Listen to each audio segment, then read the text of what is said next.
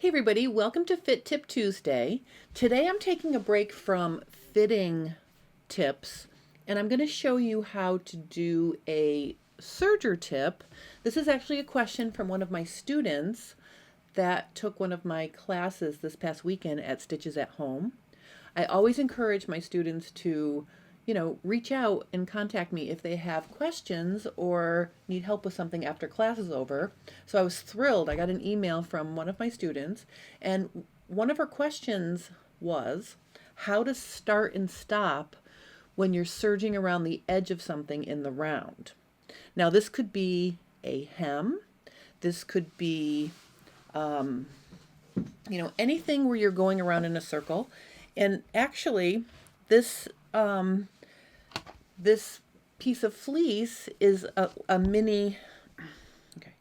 To show you how to do that, I cut a mini square of fleece and I rounded the corners. So if you expanded this fleece into a lap size piece of fabric, you could follow along with this tutorial and actually make a very cozy fleece blanket as a quick holiday gift. So it's doubling up as a quick holiday gift idea and how to start and stop in the round. All right, so what I'm going to do is I'm going to take my fleece, which I have right here, and I'm going to stick it underneath my presser foot so it's flush with the knife. And I'm going to make sure that my tails are not getting caught on the fabric or the presser foot or anything. I'm going to put my presser foot down, and I have my machine set up for a 3-thread wide, and I've put a decorative thread in my upper looper. Now, the upper looper is the thread that's going to show on the right side of the fabric or the top side of your fabric. So if you'd like to do this to your fleece blanket, what you want to do is you want to put the decorative thread in the upper looper. If you want it to be reversible, then you would need 2 spools of decorative thread and you would put it in your upper and lower looper. So once I start stitching, you'll see what I mean, but I have standard thread in my needle and in my lower looper because I'm just going to show you what it looks like from the top. But keep in mind, you can put the decorative thread in the both loopers and then it would be reversible. So I have my 3-thread wide and my stitch length is on 3 and my cutting width is set at like 6.5. I made it a little bit more narrow because this is pretty, thick fleece. And what I'm going to do is I'm just going to start stitching. Okay, and as I stitch, I'm just going to skim the edge of the fabric as I go. And when I get to the corners, sometimes the fabric wants to skitter away from the knife or from the needle. So I'm just going to lift my presser foot up and just sort of let the curve relax. And then I'm going to continue on. All right, so I'm just stitching along.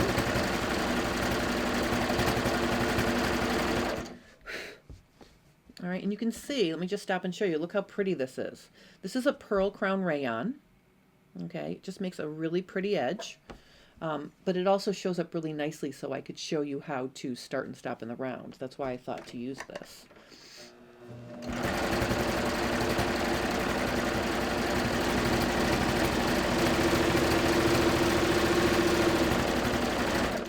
All right, so I'm coming around.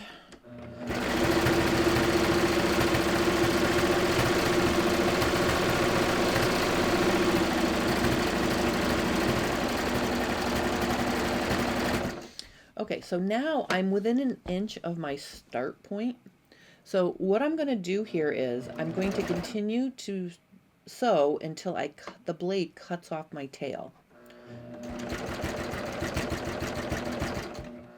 Okay, so my tail is cut. Now what I'm going to do is I'm going to put my blade down, I'm going to lower it, and I'm just going to overlap my start point about 1/2 inch.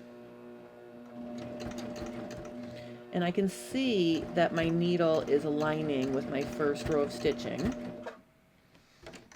Okay, and another thing you can do when you start to overlap is make your stitch length a little bit longer to 4 so it's less dense, so the overlap won't be so dense. Okay, so once I get past, once I get overlapped a little bit, I'm going to raise my needle. I'm going to pick up my presser foot. Then I'm going to wiggle the fabric off of the stitch fingers and out from under the needle. Then I'm going to put my presser foot back down and I'm going to chain off. And it's not going to catch the fabric at this point.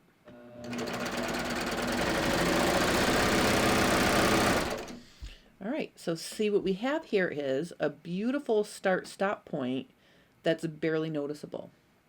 Okay, so that's how you stop and start in the round. And because this is a decorative edge, let me show you how to deal with this tail. All right, so what I'm going to do to secure the end here is I'm going to tease apart the threads a little bit to kind of straighten them out. I'm not going to untangle them completely, but I just want to get them so they're, kind of not all woven together in a thick strand. And actually, I want to see what's going on with this last loop down here. I am going to actually tease this out. Okay, so I want to have a nice clean break between between where my stitching is and where my tail is. So what we're going to do is we're going to turn this upside down. Okay, I'm gonna get my threads and I'm actually going to tease them to the wrong side here. I'm going to get them all together, and then what I'm going to do is I'm going to take my bodkin. You can use a large eye needle as well, but I'm just going to use this bodkin that I have, and I'm going to thread the tails in into the eye of the needle, or the bodkin in this case. All right, and then, okay, so then once I have those all in there, I am just going to thread the bodkin through the lower looper threads like this.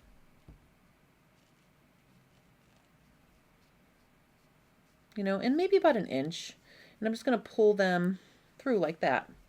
So see, from the wrong side, if I was using the decorative thread as well, it would not be noticeable at all, really. Let me just clip this little tail here.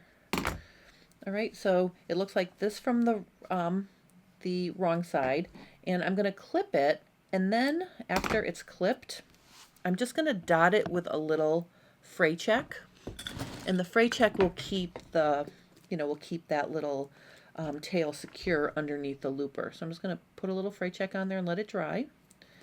Okay, and that's how you start and stop in the round.